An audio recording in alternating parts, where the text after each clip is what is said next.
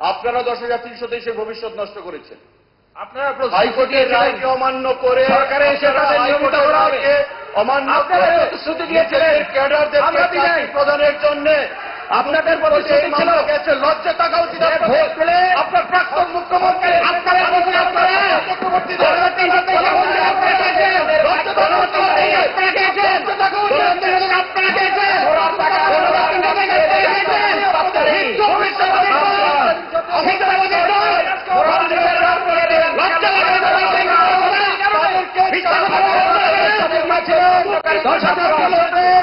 তাদেরকে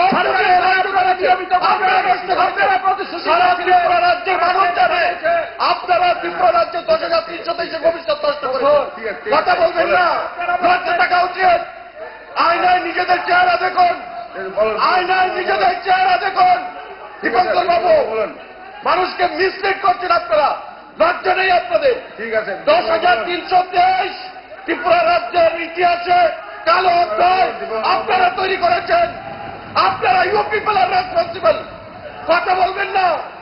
প্রাক্তন মুখ্যমন্ত্রী মানিক সরকার, প্রাক্তন শিক্ষামন্ত্রী তপন চক্রবর্তী, বারুলাল শাহ, তারা 10,323 জন্য দায়ী। টোটাল আপনাদের পার্টি দায়ী, মেলার মাঠ দায়ী। কথা বলবেন না বিজেপি সরকারের বিরুদ্ধে। লজ্জা থাকা দরকার আপনাদের। নির্লজ্জের মতো কথা বলছেন, নির্লজ্জের মতো কথা বলছে ওরা।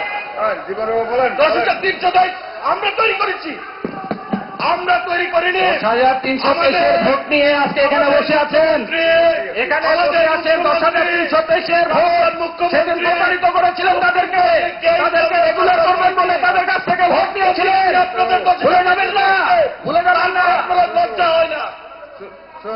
মানুষ আপনাদেরকে জবাব দিয়েছে, তারপর লজ্জা হয় না? পলিটিক্যাল ইস্যু বানাতে চাইছেন।